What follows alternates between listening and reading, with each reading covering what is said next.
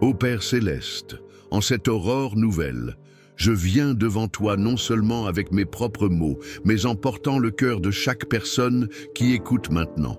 Il y a une question qui pèse lourdement dans le silence du matin, une peur qui s'infiltre dans les premières lueurs du jour. Mon cri est-il entendu? Dans le bruit incessant de ce monde, ma voix se perd-elle dans l'immensité?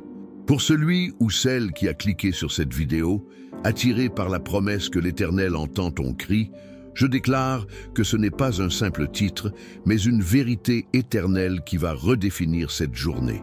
Cette prière du matin est un sanctuaire, un moment sacré pour se déconnecter du doute et se reconnecter à la certitude que oui, l'Éternel entend ton cri. La preuve de cette promesse n'est pas nouvelle, elle est gravée dans les Écritures anciennes, une encre pour notre âme. Elle se trouve dans le psaume 34 au verset 18, et ces mots sont le fondement de notre foi aujourd'hui. Quand les justes crient, l'Éternel entend et il les délivre de toute leur détresse. Répétons-le ensemble, non comme une simple lecture, mais comme un décret sur nos vies. Quand les justes crient, l'Éternel entend et il les délivre de toute leur détresse. Père, nous commençons cette prière en méditant sur ce premier mot. Crier. Qu'est-ce qu'un cri à tes yeux? Ce n'est pas toujours un son audible. Ce n'est pas la force de nos poumons qui attire ton attention. Le cri que tu entends est le langage de l'âme. C'est le soupir silencieux de celui qui est fatigué de se battre. C'est la larme qui coule sur un visage dans l'obscurité de la chambre, quand personne ne regarde. C'est le gémissement inexprimable de l'Esprit, comme ta propre parole nous le dit en Romains 8, que l'Esprit Saint lui-même intercède pour nous avec des soupirs que les mots ne peuvent expliquer. Seigneur, tu entends le cri de la mère célibataire qui se lève avant tout le monde, non pas en criant à haute voix, mais dont le cœur crie « Seigneur, donne-moi la force pour un jour de plus. Protège mes enfants, pourvois à nos besoins. » Tu entends le cri de l'étudiant face à ses livres dont l'esprit crie « Je n'en peux plus, je suis dépassé, j'ai peur de l'échec ». Tu entends le cri du chef d'entreprise qui regarde les chiffres, les responsabilités et dont l'âme crie en silence « Comment vais-je y arriver? Montre-moi le chemin ». Tu entends le cri de la personne assise dans un transport en commun bondé ou seule dans son appartement qui fait défiler des vies apparemment parfaites sur les réseaux sociaux et dont le cœur hurle « Et moi, suis-je invisible? Suis-je seul ?» Ce cri, Seigneur, est un acte d'humilité profonde. C'est l'admission que nos propres forces sont épuisées. C'est le drapeau blanc que nous hissons, non pas en signe de défaite face à la vie, mais en signe de reddition totale à toi. Tant que nous pensons pouvoir tout gérer, tout contrôler, notre cri est étouffé par notre orgueil. Mais quand nous arrivons au bout de nous-mêmes, quand nous touchons le fond de nos capacités, alors un cri pur et sincère jaillit. Et c'est ce cri-là, ce cri authentique, que tu attends. Ce n'est pas un signe de faiblesse, mais un signe de sagesse. C'est la reconnaissance que le pot d'argile que nous sommes a besoin du potier. Je prie maintenant pour chaque personne qui a peur que son cri ne soit pas assez éloquent, pas assez sain, pas assez fort. Seigneur, rappelle-leur l'histoire d'Anne dans le premier livre de Samuel. Son cœur était si plein d'amertume qu'elle priait dans le temple et ses lèvres bougeaient, mais aucun son ne sortait. L'homme de Dieu, le prêtre Élie, l'a jugée, pensant qu'elle était ivre. Les hommes peuvent mal interpréter notre cri, ils peuvent le juger, ou pire, ne même pas le remarquer. Mais toi, le Dieu qui voit dans le secret, tu as entendu le cri silencieux d'Anne. Tu as compris la douleur derrière ses lèvres muettes et tu as répondu à sa prière. Si cette vérité, que même ton cri le plus silencieux est une prière puissante que Dieu entend, résonne en toi, je t'invite humblement à aimer cette vidéo. Pas pour un algorithme, mais comme un acte de foi personnel, un amen silencieux qui déclare « Mon Dieu, je crois que tu entends même ce que je ne peux pas dire. Maintenant, Père, portons notre attention sur la deuxième partie de cette promesse divine. L'Éternel entend. Ton oui n'est pas comme celle des hommes. Elle n'est pas passive. Tu n'entends pas simplement un bruit parmi d'autres. Ton écoute est un acte intentionnel, un mouvement de ton cœur vers le nôtre. C'est l'oreille d'un Père parfait qui dans une pièce remplie d'enfants qui jouent et crient, peut distinguer instantanément le son unique du cri de son propre enfant. Tu reconnais notre voix, tu connais la fréquence de notre cœur, la tonalité de notre douleur. Ton écoute, Seigneur, est une écoute qui discerne. Tu entends les mots que nous prononçons, mais tu entends surtout les peurs que nous taisons. Tu entends notre demande de force, mais tu perçois la fatigue extrême qui se cache derrière. Tu entends notre prière pour la patience, mais tu ressens la frustration bouillonnante qui est sur le point d'exploser. Tu entends notre « Amen », mais tu vois l'espoir fragile qui s'y accroche. C'est pourquoi Jésus lui-même nous a enseigné dans Matthieu 6,8 que « Votre Père sait de quoi vous avez besoin avant que vous le lui demandiez. Alors pourquoi crier? Si tu sais déjà, pourquoi cet appel est-il si important? Parce que le cri n'est pas fait pour t'informer, mais pour nous transformer. Crier vers toi établit une connexion. Cela déplace notre attention de la taille de notre problème à la grandeur de notre Dieu. C'est un acte de relation, un fil tendu entre le ciel et la terre. C'est nous qui nous tournons consciemment vers toi, qui reconnaissons ta présence et qui invitons ton pouvoir dans notre situation. Chaque cri est une déclaration de dépendance, un rappel que nous ne sommes pas des orphelins cosmiques, mais des enfants bien-aimés d'un Père qui écoute. Seigneur, je prie contre le bruit qui nous fait douter de ton écoute, le bruit de nos échecs passés qui murmurent. Pourquoi t'écouterait-il cette fois? Le bruit des paroles décourageantes des autres qui disent « Sois réaliste, les miracles n'arrivent pas ». Le bruit de l'ennemi de nos âmes, l'accusateur qui siffle « Tu n'es pas assez juste pour que Dieu t'entende ». Et même le bruit de notre propre logique qui essaie d'analyser et de rationaliser chaque situation au point d'étouffer la foi simple et enfantine qui crie « Abba, Père ». Ô Saint-Esprit, en ce moment, nous te demandons de faire le silence. Fais taire les voix du doute, de la peur et de l'accusation. Augmente le volume de ta vérité dans nos cœurs.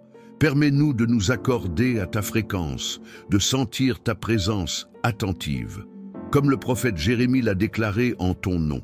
Alors vous m'invoquerez et vous partirez, vous me prierez et je vous exaucerai. Vous me chercherez et vous me trouverez, parce que vous me chercherez de tout votre cœur. Jérémie 29, 12, 13. Que notre cri aujourd'hui soit cette recherche de tout notre cœur, avec la confiance totale que tu nous exauceras. Et cela nous amène, Père éternel, à la conclusion glorieuse, à l'apogée de cette promesse du psaume 34, et il les délivre de toute leur détresse. Le cri est notre action, l'écoute est ton attention, mais la délivrance est ton intervention. C'est la manifestation de ton amour et de ta puissance dans le tissu de nos vies. La promesse n'est pas qu'il nous délivre de certaines de nos détresses, des plus faciles, des plus petites. La promesse est qu'il nous délivre de toutes nos détresses. Qu'est-ce qu'une détresse? Dans notre monde moderne, Seigneur, c'est l'angoisse de la notification bancaire qui annonce un solde insuffisant. C'est la détresse du silence d'un conjoint, un fossé qui se creuse dans le mariage. C'est la détresse d'un rapport médical aux mots compliqués et effrayants.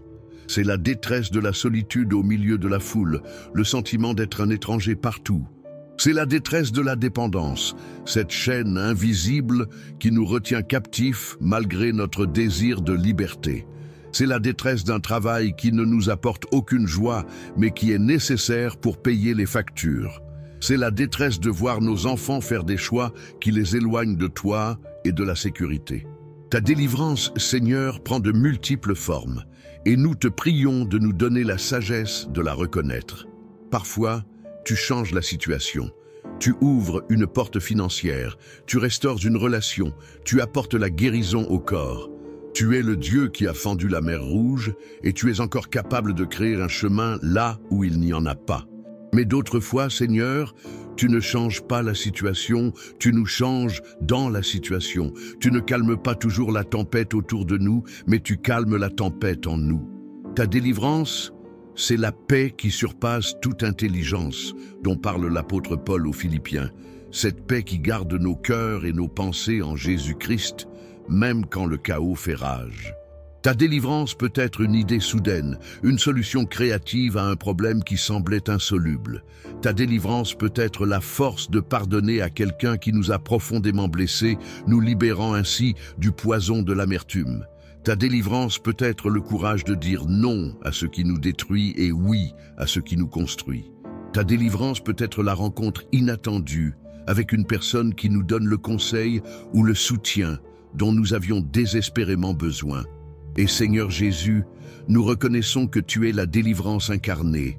Tu es celui qui a été envoyé pour nous délivrer de la plus grande de toutes les détresses, la séparation d'avec Dieu causée par notre péché. Sur la croix, tu as poussé le plus grand cri de l'histoire. Mon Dieu, pourquoi m'as-tu abandonné? Afin que nous n'ayons jamais à être abandonnés. Tu as absorbé le silence de Dieu pour que nous puissions toujours avoir son oreille attentive. Ta résurrection est la preuve ultime que peu importe la profondeur de la tombe, peu importe la finalité de la situation, tu as le pouvoir de délivrer. Père, je sais qu'une personne qui écoute maintenant attend sa délivrance. Elle a crié, elle croit que tu entends, et elle attend maintenant avec espoir.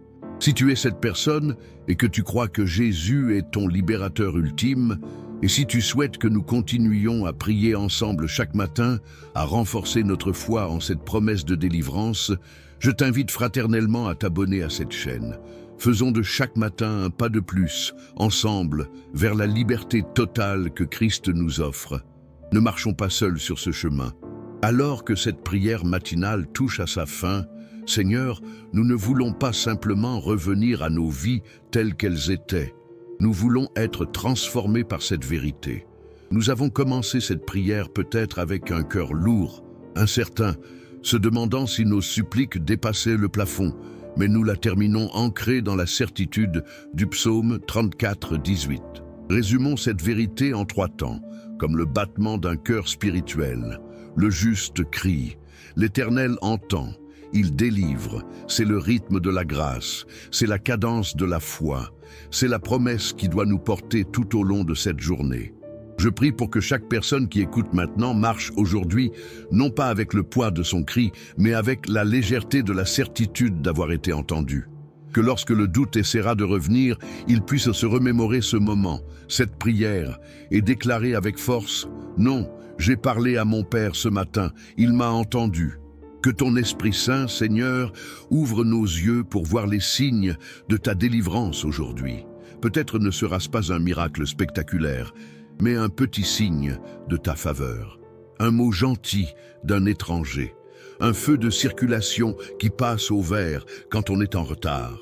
Une pensée de paix qui envahit un moment d'anxiété. Un email inattendu qui apporte une bonne nouvelle. Aide-nous à voir ta main dans les petites choses, car c'est là que se construit la confiance pour les grandes choses. Ton ciel n'est pas de bronze, ton trône n'est pas vide, ton cœur n'est pas de pierre, tu n'es pas un Dieu distant et indifférent. Tu es l'Emmanuel, Dieu avec nous. Tu es le Père qui court à la rencontre de son Fils prodigue. Tu es le bon berger qui laisse les 99 autres pour chercher celle qui est perdue. Tu es penché sur nous en ce moment même, ton oreille attentive à la mélodie unique de notre cœur. Tu entends et tu agis. Que cette assurance soit ton ancre aujourd'hui. Et si tu sens que quelqu'un dans ta vie, un ami, un membre de ta famille, un collègue, a désespérément besoin d'entendre que son cri n'est pas vain, partage cette prière avec lui. Sois le messager de cette bonne nouvelle aujourd'hui. Sois la preuve vivante qu'un cœur qui crie vers Dieu n'est jamais ignoré. Pour sceller cette prière dans ton cœur, laisse un Amen. Dans les commentaires, si tu reçois cette parole pour ta vie, que ce soit ta déclaration de foi pour la journée. Que le Seigneur te bénisse et te garde, que le Seigneur fasse briller sa face sur toi et t'accorde sa grâce. Que le Seigneur tourne son visage vers toi et te donne la paix de savoir que tu es parfaitement et complètement entendu, au nom puissant et libérateur de Jésus-Christ. Amen.